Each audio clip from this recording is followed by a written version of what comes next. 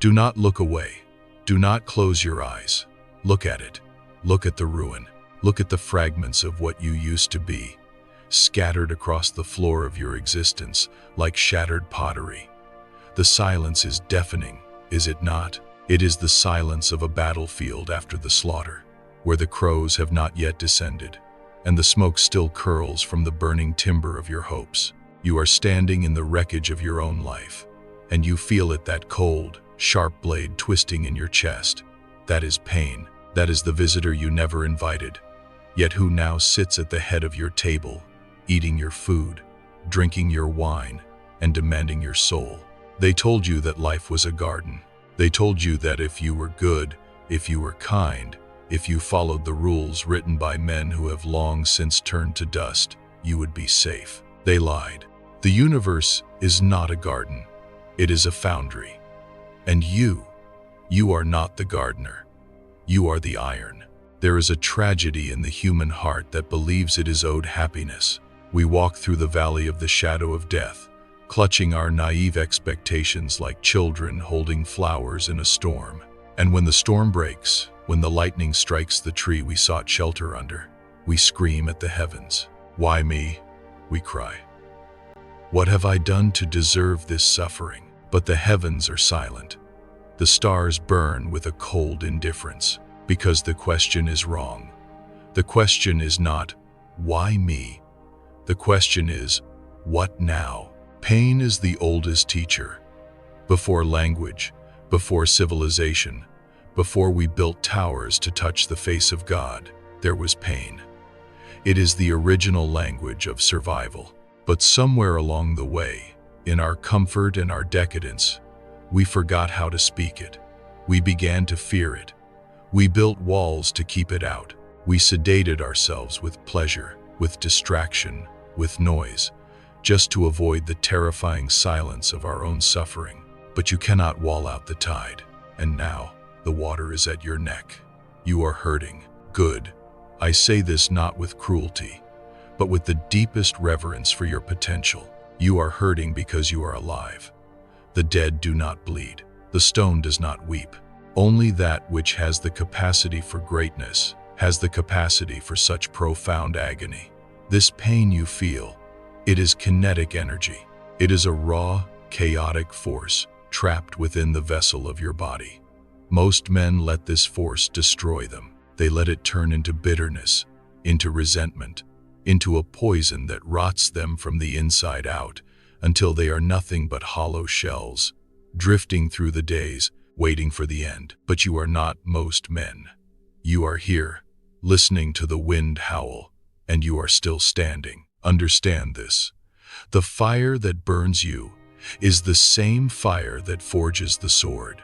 The difference lies not in the heat, but in the will of the metal. Will you melt? Will you become a shapeless puddle of regret?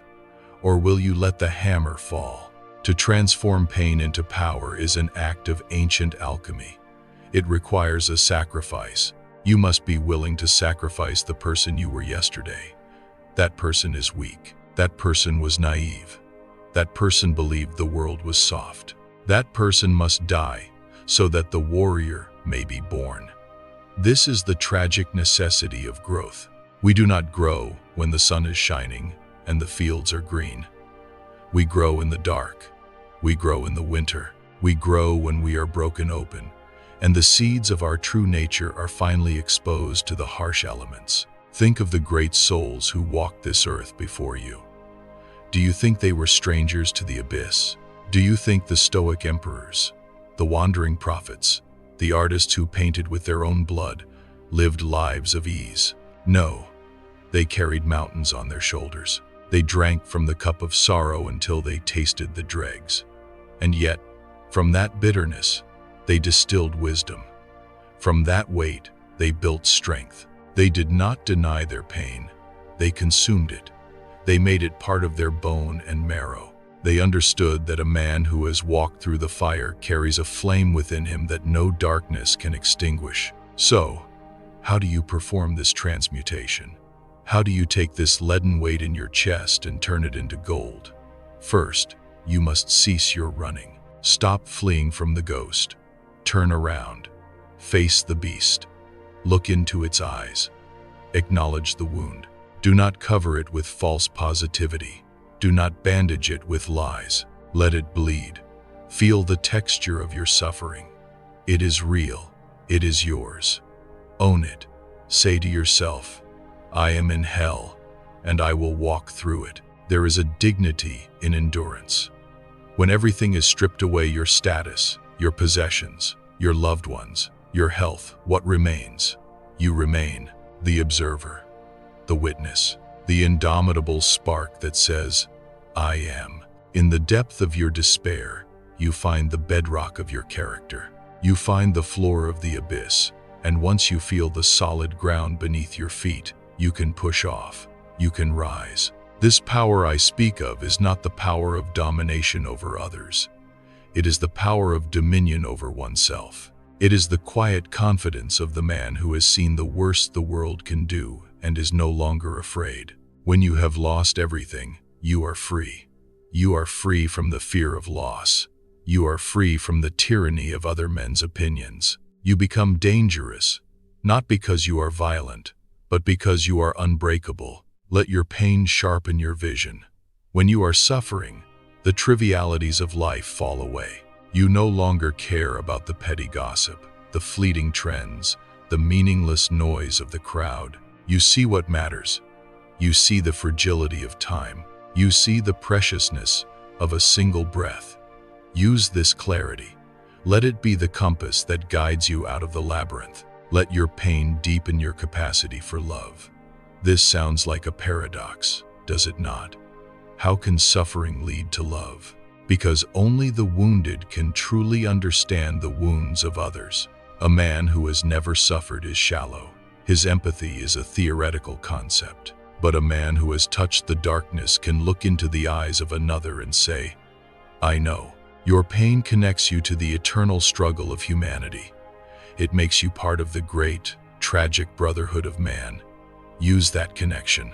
Be the hand that reaches into the mud to pull another up. In lifting them, you lift yourself. And finally, let your pain become your fuel. There is a rage in suffering, a righteous, burning anger at the unfairness of it all. Do not suppress it. Channel it. Direct it. Let it drive you to the gym, to the library, to the workshop, to the pen and paper. Pour that chaotic energy into creation. Build something that defies the destruction. Write the symphony that could only be written with a broken heart. Forge the body that could only be built by a mind desperate for control. Build the empire that stands as a monument to your refusal to surrender. The world will try to break you again. This is the nature of the world. It is a cycle of rising and falling, of birth and decay. You will not be healed forever. You will be scarred. But the scar is not a defect. The scar is a seal of authenticity. It is the mark of the veteran. It signifies that you were tested and you survived. Do not pray for an easy life. Do not pray for the burden to be lifted. Pray for shoulders strong enough to carry it. Pray for a spine of steel and a heart of flesh. The sun will rise again. It always does. But it will not shine on the same person who went into the dark. That person is gone.